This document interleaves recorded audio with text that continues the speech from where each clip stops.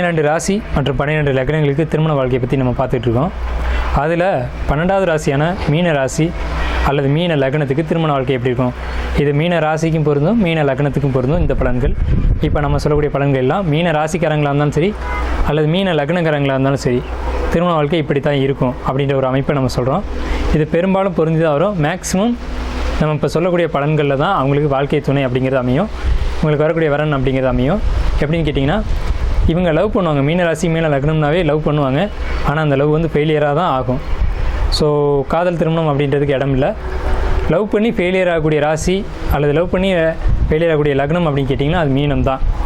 So love பண்ணி failure ஆகிட்டு திரும்பி அரேஞ்ச் மேரேஜ் தான் அமையும். உங்களுக்கு வரக்கூடிய வரன் அப்படின்னு பார்த்தீங்கன்னா வடகிழக்கு திசையிலேருந்து அமைவாங்க.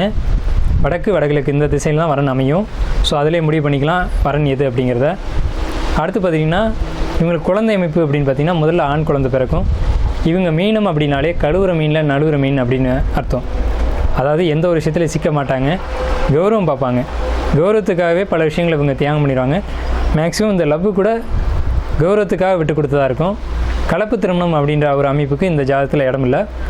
முதல்ல இவங்க வாழ்க்கை துறை வரனை சந்திக்கும் போது ஏதோ ஒரு இடத்துல பச்சை நிறம் அப்படிங்கிற சம்மந்தப்படும். அதை வச்சு இவங்க வரன் இவங்க தான் அப்படின்றத இவங்க முடிவு பண்ணிக்கலாம். அதே மாதிரி பார்த்துட்டிங்கன்னா இவங்களுக்கு வரக்கூடிய வரன் அப்படிங்கிறது ரொம்ப புத்திசாலித்தனமாக இருப்பாங்க. கணிதம், எழுத்து, பத்திரப்பதிவு இது சார்ந்த துறைகளில் அவங்க இருப்பாங்க.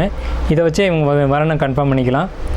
இவங்களுக்கு வரக்கூடிய வரன் அப்படிங்கிறது உடன் பிறந்தவங்க இருக்க மாட்டாங்க. அப்படியே மீறி இருந்தாலும் அவங்களுக்கு சிறப்பான ஒரு அமைப்பு இருக்காது.